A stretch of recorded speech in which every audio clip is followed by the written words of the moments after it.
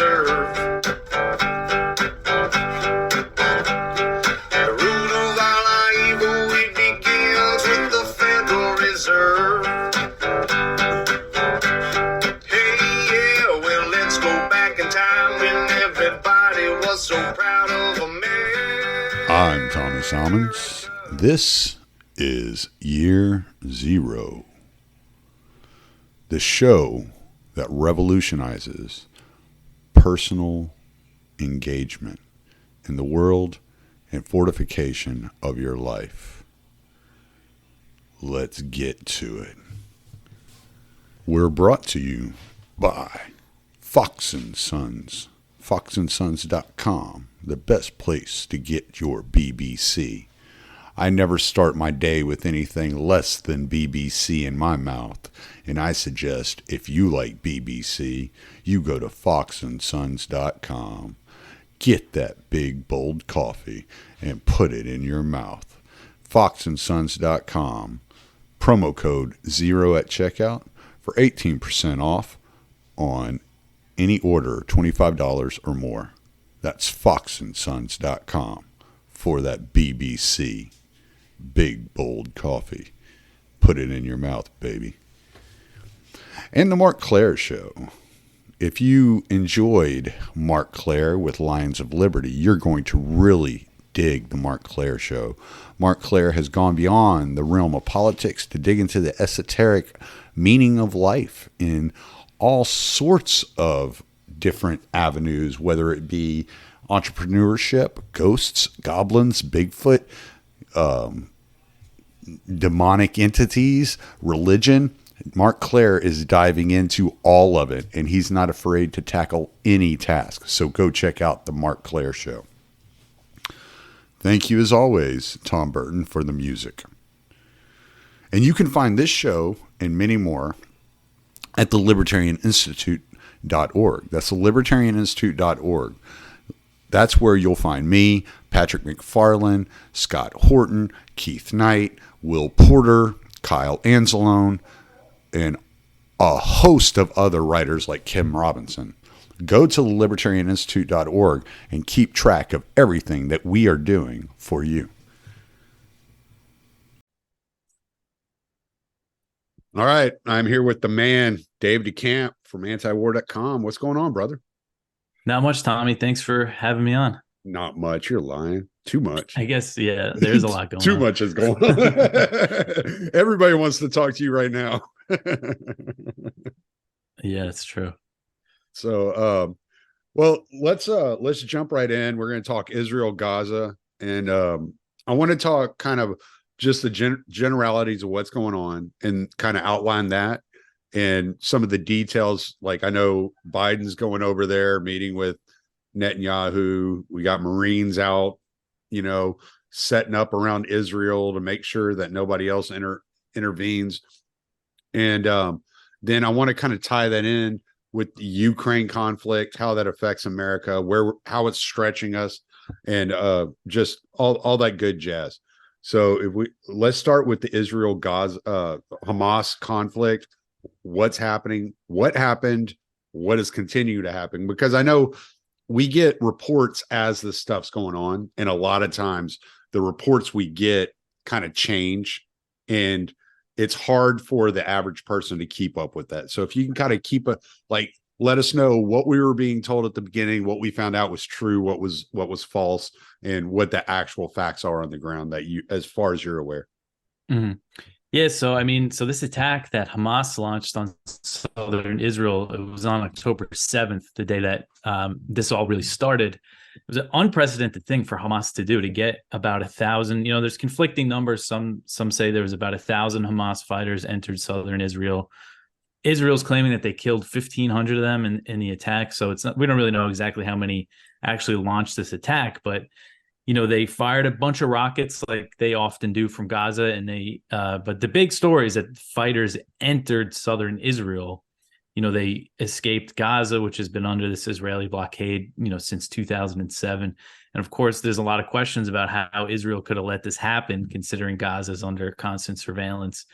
But just to get into what exactly happened, They got into Israel, and according to the Israeli side, about 1,400 people have been killed, and that's about 300 something soldiers and the rest civilians, according to the Israeli side. And it does look like a lot of civilians were killed. We've had, kind of this atrocity propaganda. There was a story, I'm sure everybody heard about, the 40 babies being beheaded that even President Biden repeated, and the White House actually walked it back. The first thing I thought of when I heard that was babies on bayonets. Yeah, that was too. the it was like, first. It was like, it could be true, but my initial reaction was like, bullshit. Yeah.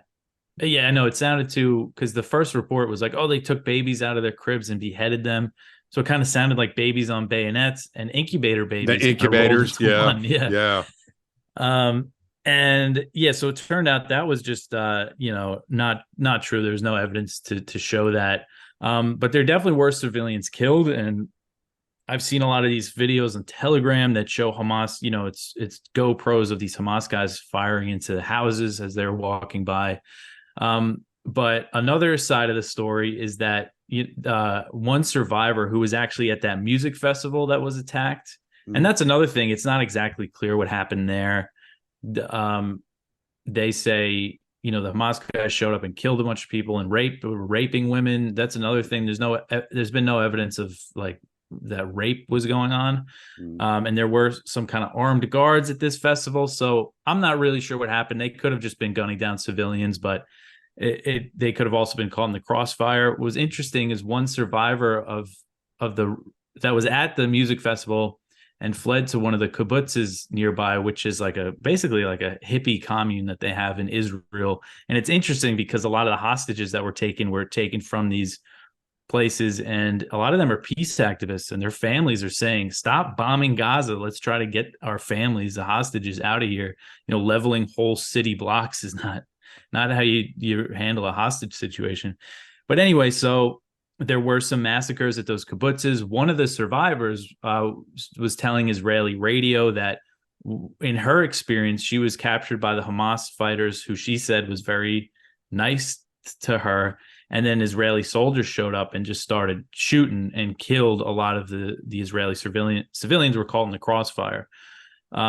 So, again, civilians were definitely killed. Hamas was definitely killing civilians, but there's also, it's not the full story.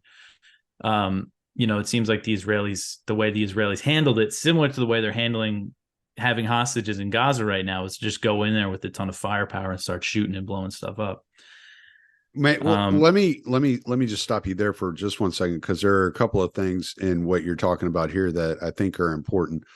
One of the first reports I heard, I think it was either The Hill or Breaking Points, because I kind of I won't watch cable news. I refuse. So I will not watch CNN or MSNBC or Fox. So I kind of stick with this kind of independent media, but that's kind of like more mainstream at the same time. So I'll pay attention to what The Hill's saying and what Breaking Points is saying, or even what Tim Pool will say. That's kind of where I kind of pay attention, because I know a lot of people are getting their news from there.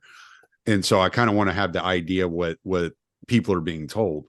So one of the reports I heard, and I want to say it was from The Hill, was that they had moved a lot of the security from Gaza, from the entry to Gaza over to the West Bank, because of the Jewish settlers that were moving into the West Bank, stealing houses from Palestinians that live in the West Bank. And there was this huge protest that was taking place, and they were afraid for these Jewish settlers. So a lot of it looks like a lot of the security had been moved away from Gaza, and then it took them about 6 hours to respond to the attacks coming from Gaza. Is this all accurate information? Yeah, it did take them a long time to respond, from what I've seen. And I know that the Egyptian officials said that they warned Israel that it looked like something big was going to happen, some coming from Gaza.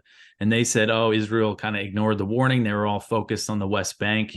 I'm not sure exactly if they took troops off the border of Gaza, if they really moved assets from Gaza to the West Bank, but I do know that they were more focused on the West Bank. They launched these huge raids in the West Bank recently, the biggest of its kind in years. And that's a big reason, because the Netanyahu government in his coalition are these like extremist settlers that are actually live on settlements, and they wanted to focus on expanding settlements and ultimately annexing the West Bank is their goal. So I believe that's probably right, that they were more focused on the West Bank, but I don't really know exactly if they pulled like what they pulled from Gaza. But yeah, it looked like they were not taking, whatever these threats were that Egypt was trying to tell them about seriously. And it was funny because Egypt came out and said that, or it was kind of, Egyptian officials speaking to the media, and Netanyahu's office denied everything they said. But then Mike McCall, who's the Republican in the House, he's the head of the House Foreign Affairs Committee. Right. He came out and said after he received the briefing that, Egypt did warn them just 3 days before the attack. So it looks like they ignored it or downplayed whatever threat was coming from Gaza. Do you think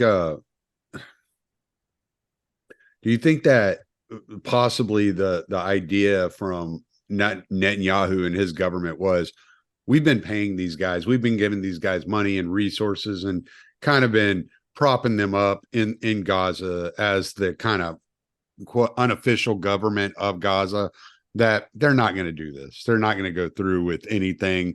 So you might be getting intelligence that has some like, you have some people on the edge that are kind of like a little bit more radical, saying they want to do some stuff, but like really this isn't going to happen. Do you think maybe that could kind of be playing into the mindset here? Yeah, I would say so. And also, I'm sure that they get all sorts of intelligence from Gaza, because there is a lot going on there, that there are always some sort of threats, but one thing I remember thinking to myself because since this new Netanyahu government came to power at the end of December of last year, there's been a ton of provocations at the Al-Aqsa Mosque with the Israeli just Jews going into the Al-Aqsa Mosque, but also Israeli, security forces, giving them the cover. And you have Ben-Gvir, who is one of the ministers in Netanyahu's government, joining in on these, storming Al-Aqsa, and also all the stuff that's been going on in the West Bank. About 1,000 Israeli soldiers invaded the town of Jenin in the West Bank. And they were launching drone strikes in the West Bank, basically going to war against these Palestinian resistance groups there. And I remember kind of thinking, Hamas, because usually when that stuff happens, they fire some rockets or they do something. And I remember kind of thinking their response was kind of tame, considering all the stuff that was going on. So I guess it looked like they were planning this. And according to Hamas, they've been planning this since 2021. So it's been in the works for a while. And, and they say, not all of Hamas's, leaders even knew about it. So I guess that's how they were able to plan it with nobody knowing. Because I know Israel, I know Israel brags about having penetrated Hamas and having agents within Hamas. So that was another question a lot of people had, was how did this get by all of your intelligence? Because you brag about the technology you have and the infiltration of these terrorist cells. Like, what happened here? Yeah. And I know other Hamas guys have said like they were surprised at how successful it was. Successful in the sense that they got in there. That many guys got into southern Israel and were able to take. They say they have like 200 hostages. And the reason for that is because years ago, Hamas, or I'm not sure if it was Hamas, it was one of the factions in Gaza captured an Israeli soldier. And they traded him for hundreds of Palestinian prisoners. So I think that's their thinking by taking the hostages. If you're going to believe what Hamas said their goal was, they said they were targeting military sites and they wanted to take hostages to get Palestinian prisoners released. And an end to the blockade is ultimately what they want, of course. So I think that was a strategy. And, then there's also the sense that by killing civilians and doing stuff like that they did want to provoke a big Israeli response to do what they're doing in Gaza right now. That's good recruitment for Hamas. So there's multiple reasons maybe why they did it. But, I do wonder if they think taking all the hostages might have given them some bargaining power, and maybe they didn't think Israel would respond with these huge airstrikes right away. But that's, I think, could they have realistically thought that Netanyahu would negotiate with them after this? Probably not. But, there's a lot of questions about that.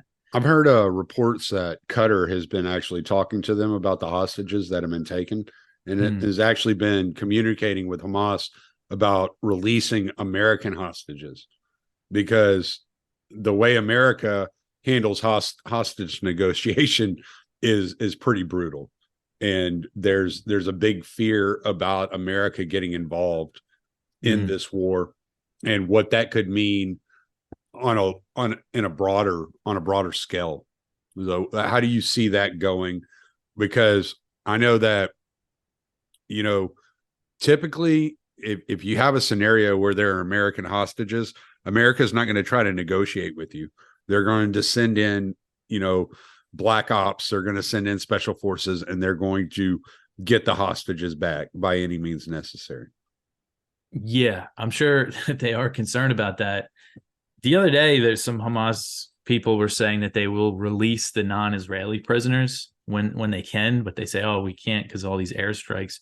They're also claiming that Israeli airstrikes have killed hostages already, like 22, I think they said, which I think is definitely possible. That's reasonable. I think I heard a report yesterday that America quit reporting the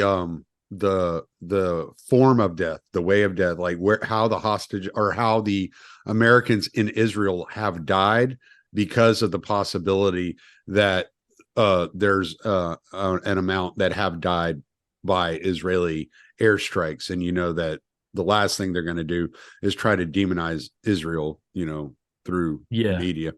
So I think that's probably one of those things that they're taking into consideration, saying, hey, maybe we need to lay off of the how and just that it happened. There are deaths.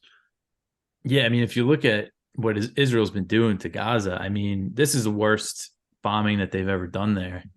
It's been about 10 days now, and the death toll in Gaza is about 2,800 people, including over 800 children, according to the Gaza Health Ministry. And these are numbers that, Israel never questions the numbers. People, there's a pretty robust media presence in Gaza. So sometimes people might try to question the numbers, but it's pretty accepted that when Israel bombs Gaza, about 70% of the people they kill are civilians, if not more. So the 2014 war was kind of the biggest Gaza war before this. And in that war, in a month and a half, Israel killed about 2,400 Palestinians. And so we're already past that point. They've dropped, thousands and thousands of bombs, and it's just, and there's no, I mean, it's just brutal what's going on. And I bet that death toll is already much higher. 2,800 was when I looked last night. And now they're running out of the water, power. Hospitals don't have any equipment. They're running out of supplies. I did hear that they were, yesterday they had turned the water off, but they were reporting that they were going to turn it back on. So I don't know if that's true, but at least for South, there was some reports for South Gaza. They said they turned it on in the South. Yeah. But people there said they didn't really see any results. And also Israel was saying they only turned it on to like one community in the South. And then the question is, like, what kind of water pumps do they have? If they're electric, then they can't pump it. So, right. But yeah, if they did turn it on in the South, that's because they're trying to evacuate the North, which is crazy. They told 1 million Palestinians, 1.1 million Palestinians that live in northern Gaza to evacuate to South Gaza. And if you see pictures, there's people just, with sleeping bags, just sleeping on the street because they just have nowhere to go. It's already a pretty packed place, Gaza, and now sending another 1 million to the South. And there's people that couldn't get out of the North that are taking refuge at the hospitals there. I mean, it's just going to get much worse, it seems like. And now the question, so you mentioned this turning into a bigger conflict, the possibility of the U.S. entering. So, we've kind of expected this Israeli ground invasion of Gaza to happen. It seemed like it was imminent last week after they gave the evacuation notice, but it hasn't happened yet. And according to the Jerusalem Post, they're saying that Israel's delayed it because they're afraid that Hezbollah is going to open up a second front in the north. And there's been fighting and rocket fire, but not like a significant, because Hezbollah is a pretty formidable force. If they really, enter this war, go to war with Israel, it's going to be trouble for Israel. And Iran is saying they're not going to enter unless Israel attacks them, but they're saying, the resistance is going to, you got to watch out. They're going to enter the war if you don't stop doing what you're doing. And that's referring to Hezbollah. And also you have the Shia militias in Syria and Iraq. So the big thing is the U.S. has deployed 2 aircraft carrier strike groups, more fighter jets, some amphibious assault vessels now, and they put a few thousand troops on standby. And they're doing this in the name of deterring regional actors from entering the war, deterring Hezbollah essentially from entering the war. So the big question is, if Hezbollah does enter, does that mean the U.S. is going to start bombing Hezbollah, start bombing Lebanon? Because then if that happens, then Iran might enter, who knows what could happen from there. So we're at, in a pretty precarious position right now that this thing really could explode. So yeah, it's and the U.S. is all in on backing an Israeli ground invasion of Gaza. They're not telling them to slow down, de-escalate, or anything. So who knows what this could turn into. Yeah, I mean, the possibilities of where it could go is pretty phenomenal, and pretty scary. The one thing I was telling people, and I kind of look at wars like this, I kind of step back from the kind of the moral view of it, because I don't like war at all. Like, so if you want to get into the moral aspect, yeah, like it's all shit. I think it's all sucks. But what I was talking to my mom the other day, and I was like, historically, if a smaller force tried to take on a larger force, that larger force would then invade that smaller force and kill every male from infant to elderly, and just get rid of all the men. And then you don't have terrorist groups popping up, right? You wouldn't have that repercussion, that revenge kind of aspect of that child growing up with it in his mind. And I was talking to somebody a while back, and they said the reason that the U.S. had so much trouble in Afghanistan is because governments nowadays, especially more liberal governments, don't have the stomach to finish a war like that. That it takes true barbarianism to go in and finish a war like that. And that's kind of what I'm looking at with this whole Israel situation. Hamas may have crossed a line where Israel is willing to enter into that more barbaric kind of war and commit these atrocities. And there's a lot of people that want to yell international law, international law. International law only counts for those that don't have power. Those that have power are not going to be held accountable. We can look at like George W. Bush and the black sites where they were torturing people. Like, these people don't pay for their sins, right? They don't pay the consequences for their actions. It's very possible we could be seeing the first like true genocide in a long, long time. Mm-hmm. Yeah, I mean, that's what it seems like we're seeing. And you're right that international law and stuff doesn't matter to them. And it also doesn't matter to the U.S. and the Biden administration and Tony Blinken and all these people. Well, of the West, all the West is going to back Israel. Yeah. Period. And it really shows their hypocrisy. They're always talking about this rules-based order. Right. And all the things they've been saying about Russia. And now they're just silent on these huge, casualties of children and stuff, just all the horrific stuff that's going on there.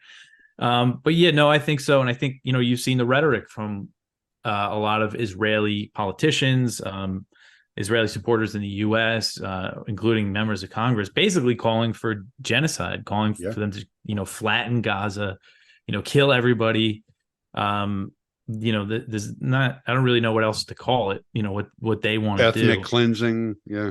Yeah. And so, yeah. And I think, that Israel, the only thing really holding them back is kind of the international image. They don't want to lose too much when it comes to the narrative and stuff, because they still get a lot of support.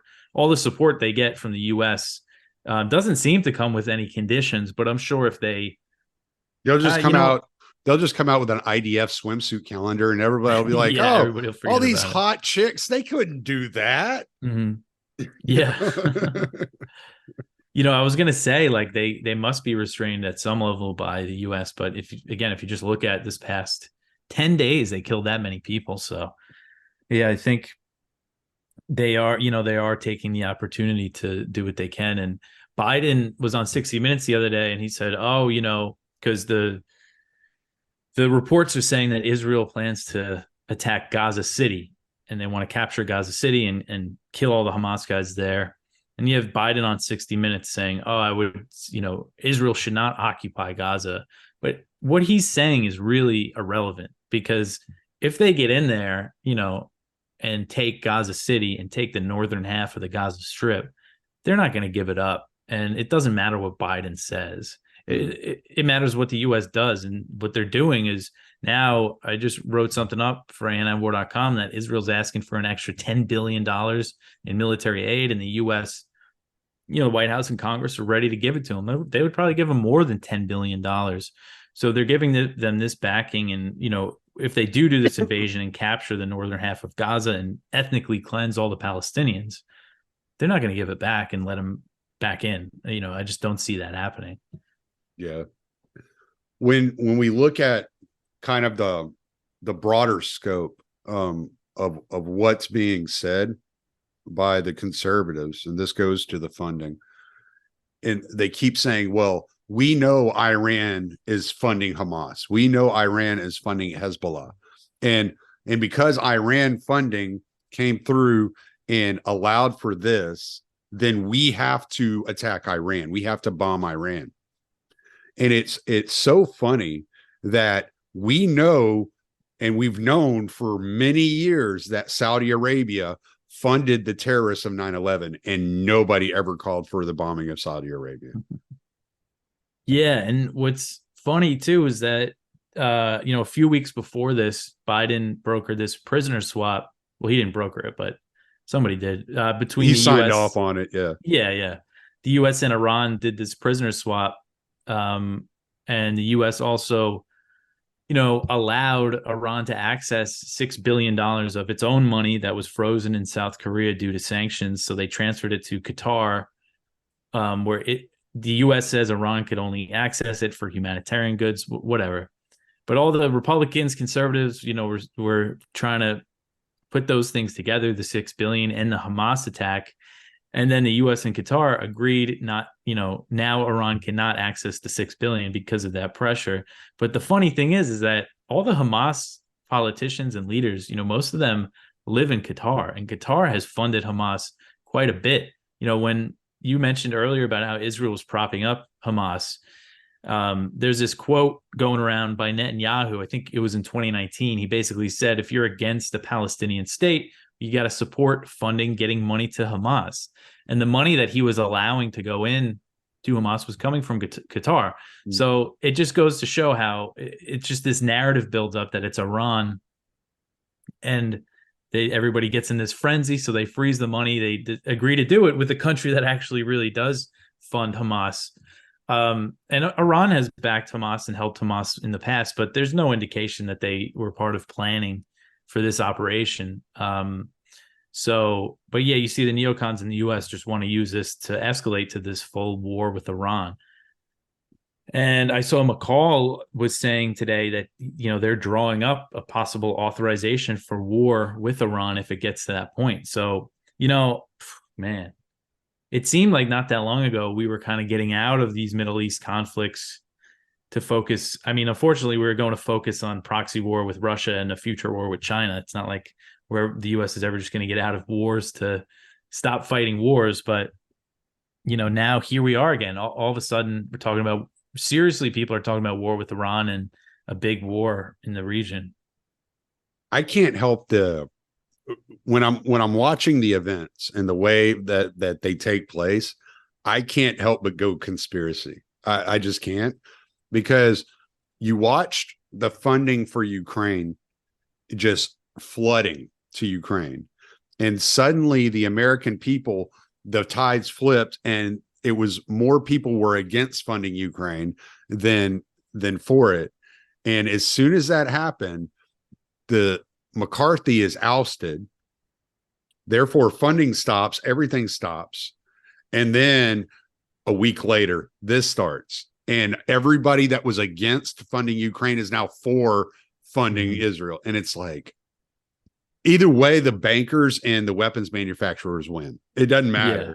They're the only winners of this whole scenario.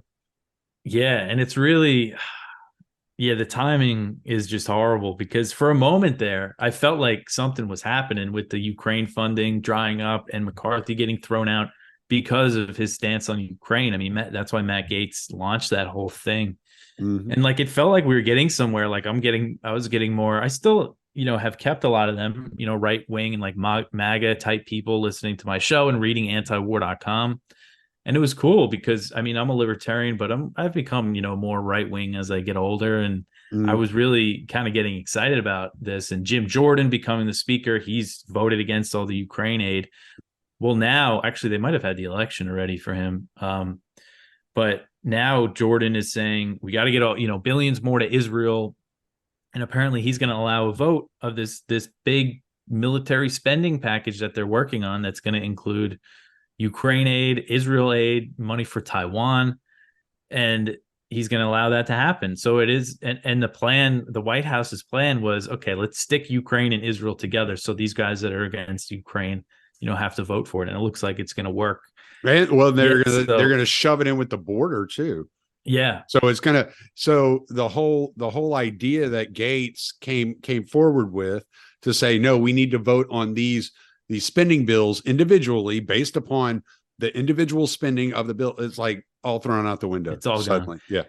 Yeah. It was really like deflating this past week with all this that's been happening.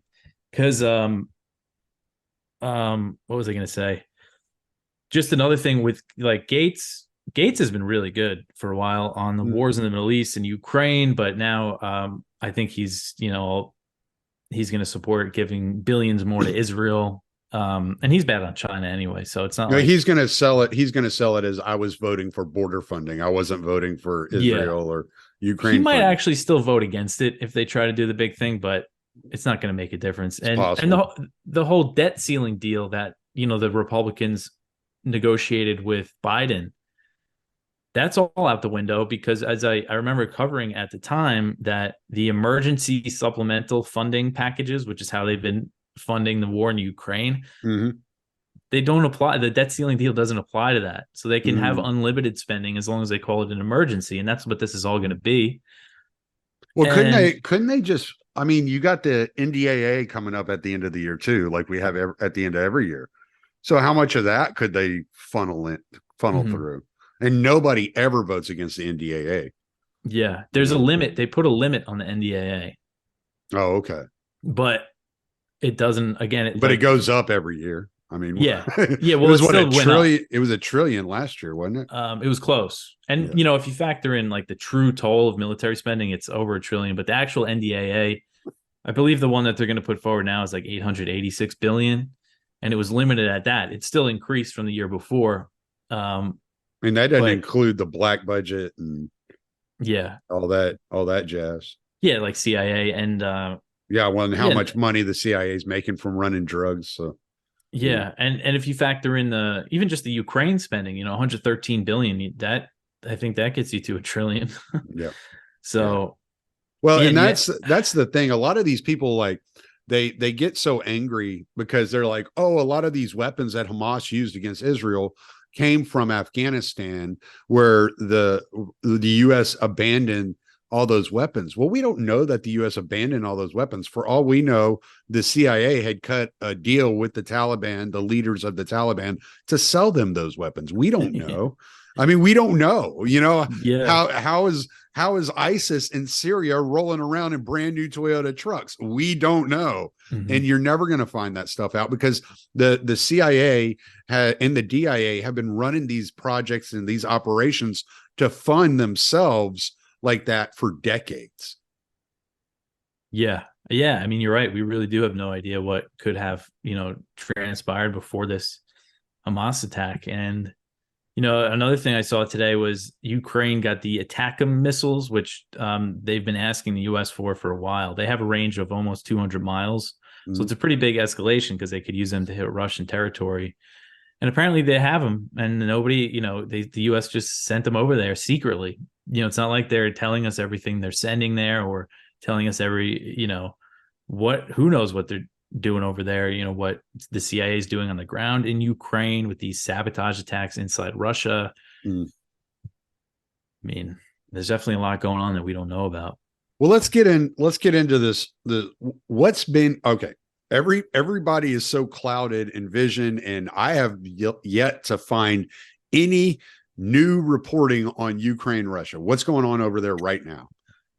Yeah, that's a good question. So Ukraine's counteroffensive was a failure, was a pretty abysmal failure. They captured like some little towns and villages, but overall, not much. So when it comes to the fighting on the ground, it looks like just in the past week or two, Russia's been kind of launching these small offensives along the line. So there's been fighting, heavy fighting going on still, even though nobody's really paying attention to it. And Putin just said the other day that they're starting to make gains. And this is something they expected. A Russian offensive might have been coming after Ukraine's counteroffensive failed.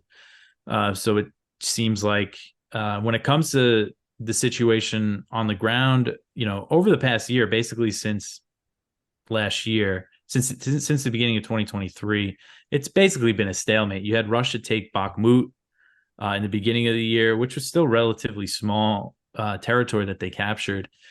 But there's been heavy fighting going on. I mean, probably hundreds of thousands of people have been killed in the fighting this year. So now it seems like if it's not clear if Russia's really going on a big offensive push, but they're definitely trying to maybe take back what the small areas that Ukraine has taken or get some momentum going in that direction, while the Ukrainians are kind of, their backs are up against the wall now that their big counteroffensive that was supposed to, win the war has just totally failed.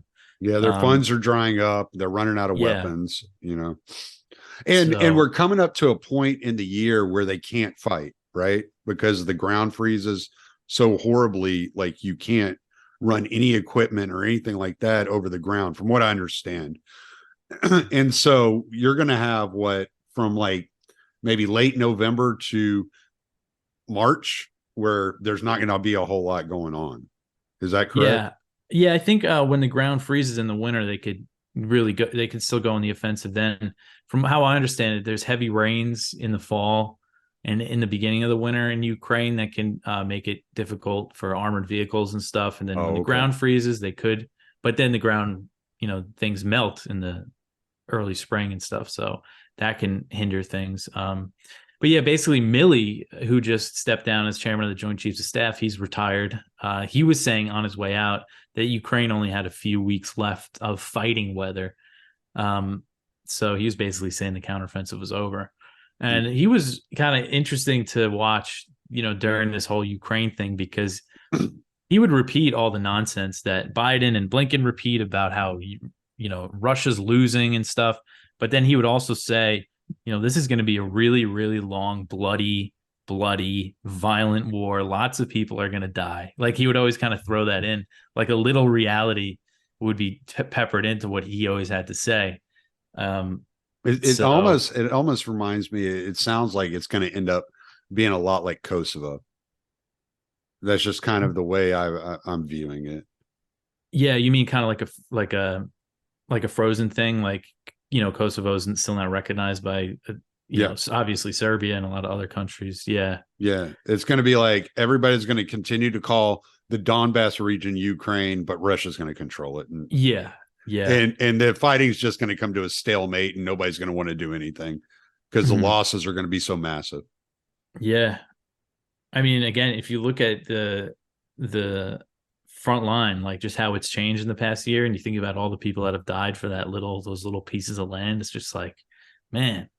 But I think from Russia's standpoint, I mean, they're not going to stop. They're hoping they can just time is on their side. And I think I think it is possible maybe in a couple of years that the US is just like, all right, we can't keep doing this. But they definitely want to keep Ukraine as like kind of a bulwark against Russia. So I don't know. It's not going to end anytime soon. I was hopeful for a minute there with, like, again, the funding drying up. There in Europe, there's some governments being elected that are against continuing this proxy war. But do you think that we'll see Syria enter into the Israeli war to draw more American kind of attention away from Russia, and doing that on behalf of Russia? Yeah, I mean, I guess that would be possible. I don't, Russia, Russia and Israel have some sort of arrangement, and that's part of the reason why Syria never attacks Israel, even though Israel's constantly bombing them. So I don't think Russia really wants to be, openly backing someone against Israel right now. I think the one thing that could happen, though, is that the other there's tons of different elements inside Syria, and there's U.S. bases in Syria. The U.S. still occupies eastern Syria and Iraq. I think one thing, I don't know if Russia would be involved in this, but one thing that could really distract the U.S. is if those bases really come under attack. More than just a few rockets fired at them, like happens once in a while. So that's another thing. If the U.S. does directly enter, those bases are going to really be hit hard, because there's there's a lot of people in Iraq that don't want the U.S. still there, and of course Syria. Maybe that would be what it takes to see the Syrian government actually go on the offensive against the U.S. presence in eastern Syria. I could definitely see a situation where Putin's coming out and basically saying, "Oh, I'm totally against the bloodshed in Israel and Gaza," yet he's still kind of under the table nudging Syria to do their thing, and it's not a strategy unlike we've seen with the US, and so I don't put anything like that past these people. And then what is if Syria joins, then what does Jordan's role become? What does Egypt's role become? What does Turkey's role become? It just turns into this big quagmire all over the region, and it sucks the U.S. attention and resources into there and gives Russia an opening to be able to complete their mission there in Ukraine. It's kind of the way I'm looking at it. Yeah, I mean, I think it definitely does benefit Russia, the U.S. being distracted by this other war. It's funny. You have a lot of like the people on TV and the hawks and stuff try to connect China and Russia, saying, "Oh, if we don't beat Russia and Ukraine, China is going to invade Taiwan." But could you? And not that I think China is going to invade or attack Taiwan anytime soon. I think that's still quite a ways away. But just imagine right now if like war broke out over there too. Like, what would happen? Would we just completely go on like, military draft on a war footing? I mean, there's this chance of kind of World War III breaking out in like a pretty serious way. Not like, because if all of a sudden the U.S. has to fund this other conflict or be involved, they say they'll go to war with China directly over Taiwan. Then, I mean, we're going to see things like they did in World War II, like all of our factories are going to be turned into bomb factories and missile factories, and, mobilization like we've never seen before. Well, some of your China hawks are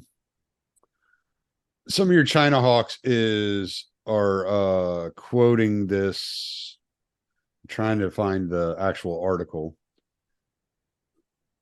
There's an article out here. I can't find it. I heard Tim Pool talking about it. It says China's aim is to get America engaged on wars on 4 fronts, and then that would be their opening to go into Taiwan, right? Mm-hmm. And so you are hearing some of this propaganda out there. I've been hearing it. I can't find the article that he keeps referring to, but there is an article out there that some China hawk wrote that says, "Oh, this is all China's doing. China is behind the Hamas, bombing of Israel because they want to stretch the United States into war on 4 fronts to give them the opening to go into Taiwan," is basically, and that is a talking point that you hear out there if you're paying, attention to kind of like the mainstream, especially more of the right wing or conservative media. They're terrified of China for some reason. I don't know if it's the height or what, so. Yeah, China's the big one for them. That's another thing. Like a lot of the people that are good on Ukraine, when it does come to China and when things do really start to heat up, they're going to be bad on it. And, what's the message that China is getting right now? If they do lump all this military aid for Taiwan with Ukraine and Israel, like that's a pretty provocative message to China, because these are two hot wars that are going on. That definitely sends a big signal. And the U.S. just started giving Taiwan military aid this year for the first time. They've always sold them weapons since 1979, when the U.S. formally opened up with China and they severed diplomatic relations with Taiwan. They've sold them weapons, but this year they just started giving them military aid. So that's very provocative to China. And now, again, I don't know, like putting it in, to these three proxy conflicts, or, what is that going to tell China? Well, I don't know, man. I don't look at China as, I'm not saying they have a weak military, but they're not really a true military threat in the traditional sense of the word. One of the things I recognized very early, because my wife's from South Africa, and it's something I've talked about on the show before, that I found was really strange. All right. If you go to South Africa and you look at the infrastructure, the bridges, roads, buildings, like new cities being built, that's all done by China. All the contractors are Chinese. All the construction work is headed out by Chinese companies. But if you live in South Africa and you want to go work in the oil field, you got to go to a Western nation. You have to leave South Africa and go to a Western nation, work for a Western company. And it's this really weird divide that they got there that I find really strange. And it makes me wonder if there is not some sort of deal that's worked out between China and the US when it comes to infrastructure projects versus like oil and gas industry. And if they're working that hand in hand in Africa in this way, and I don't know if it goes all the way through Africa, but I know in South Africa it is like this. If they're working hand in hand in that way and kind of have this partnership of building Africa in this way, then I don't know if China and US are really at each other's throats, or if it's just kind of this ruse to keep the money flowing to governments. Well, I know, just from the rhetoric that we hear from the US, like they're trying to work against other Chinese infrastructure projects in Africa. In a lot of senses, the US and China are still partners in a lot of ways, but there definitely has been a significant change, like just in recent years, really starting under Trump with the trade war and stuff. And some of these sanctions that Biden's been putting on China, targeting like their semiconductor industry, trying to deny them and getting other countries to do it. That's kind of the big deal. They've gotten Japan and the Netherlands to stop exporting certain things they need to make these advanced chips. That stuff I think is pretty serious. And I think it does go to show that things are changing. But ultimately, still, like the trade and the corporations cooperation is still so huge. But there's definitely something happening over Taiwan as well. China is really not happy with what the U.S. has been doing. If you remember the Nancy Pelosi visit, China's military has been, more active around Taiwan in the past year than really ever before. And that's a response to what the U.S. has been doing there. So wasn't there something about Trump accepting a phone call or calling the president of Taiwan or something like that?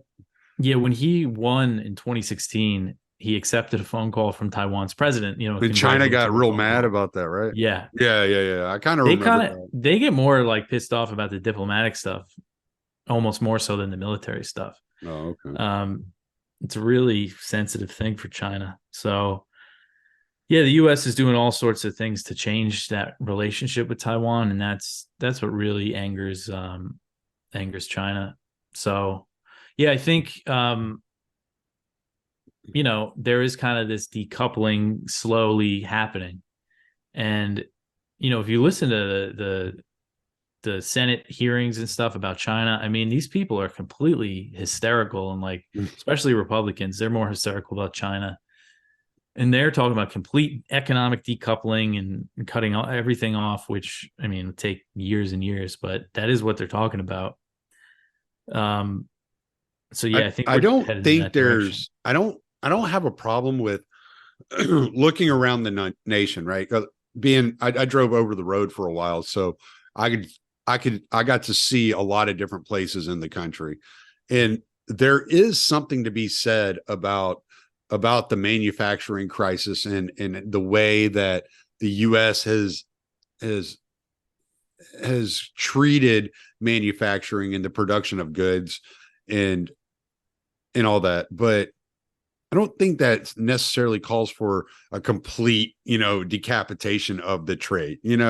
Like there definitely should be U.S. industry, I believe. I mean, I'm a blue collar guy, and I'm like, I look around and I see people of, that I grew up around that struggle to find work of any sort, not necessarily down here so much, but in the Rust Belt for sure. It's major. And so, yeah, maybe it wasn't a good idea to send all those jobs overseas and just go for the cheaper labor. Maybe there is something to be said about, keeping some of the stuff here and taking care of the economy here at home, because the more we see manufacturing leave and the country has become nothing but consumers, then you see how the dollar devalues and how people are, don't contribute to the economy, and how the economy kind of follows that pattern and depletes alongside of it. So maybe there is something more to that I was unaware of when I was first, studying libertarianism. But I don't think that completely diminishes the point of the necessity of trade and what that means to people. Yeah. And it's, one thing, if they take the factories out of China, if these American corporations that have factories there, they're not going to move them here. I mean, they would probably move them to India or some other country in Asia. Pakistan, yeah. Realistically, yeah. Right. And but yeah, you're right. I mean, I think there should be more industry here, and there's ways, I think, through deregulation that can happen. Right. But also, what's funny, because there's this big project. I live in Virginia, in Southside Virginia, which is the region of Virginia south of the James River, and between the James River and the border of North Carolina. There's not too much going on here when it comes to industry jobs like that. And there was I forgot what the factory was, but there was a big factory that was going to open nearby, maybe I'm blanking on what it was, but it was linked to some Chinese company, and Glenn Youngkin, the governor, canceled it because of that. So they're actually using now this fake, China threat narrative to cancel, some industry coming here because these companies have links to China. So I thought that was kind of interesting, and that would have brought a lot of jobs to the area, good jobs too. But, now that's gone. And you also hear the narrative that China's buying up all the farmland. Well, I mean, I know Bill Gates bought up 250,000 acres of farmland a couple of years ago. Yeah, I have a hard time believing China's bought more than that. Well, if you actually look at the numbers, like, I forget what it is exactly, but the number of acres of farmland that's owned by foreign countries is very small. And China is like a very small percentage of that. So if you just look at the number, like, it's just not really a real thing. I know that they bought some big pork company in the US, but it's just kind of a non-issue that everybody's kind of freaking out about. Now, one point that some, more right-wing, the MAGA people will make is, we can't buy farmland in China. True. I think that's kind of the best argument, is that they don't let you do it. It's like, okay, I kind of see that argument. If it's good for the goose, it's good for the gander. I get that. Okay. Yeah. Yeah. We can play that game. China doesn't have much farmland too. They have much less, considering how big the country is, but yeah, don't they buy most of their soy from us? Yeah, they import most of their food, and that was one thing that Trump's tariffs hurt, was soy farmers in the US. But Yeah, it's just kind of these narratives that build like the farm. I remember just looking into the farmland thing, and it's just, if you look at the numbers, it's just not it's a non-issue really. Um, If people were really concerned with the price of food, then they would go after Congress for subsidizing corn. mhm. Because if you cut out all the corn subsidies, you would get less corn production, which would increase the price of corn, but then you would have more land for cattle, more land for soy, more land for all these other products, and then that would bring down the price of everything else. So, I mean, that corn subsidy and ethanol in your gas and all that crap, that just kills everybody, you know. People, it's so hidden within the way that we live here in the US. It's the reason that corn syrup is in everything, and that's terrible for you, Yeah, you know. And it's just the reason that there are these products that are what they are, because they have subsidized the corn industry to such an extent. You can't drive. You drive from Iowa to Nebraska, all you see is corn. You never see anything else. That's mhm. 5 states, man. That's Yeah, I five didn't states realize of that. corn. It's like Yeah, that's all you see. And so, yeah, it's just yeah, I that's never just thought of that with the subsidies. yeah, it would increase the price of corn, but then it would cut down on the amount of corn that was produced, and it would expand the amount of land utilized for cows, pigs, chickens, etc. Yeah. So the rest of your food products, especially your meat products, would come down in price. So, Mhm. but all right, we're coming up. We're right at an hour, and I know I want to cut you loose because I know you got other things to do, like take care of chillins.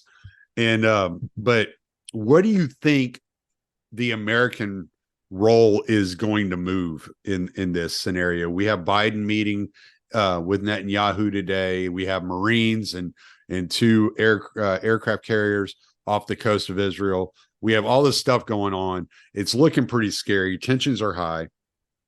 So what do you think? What do you think is going to end up occurring? Do you think there's going to be kind of like this sizzle down period and everybody just kind of takes a step back?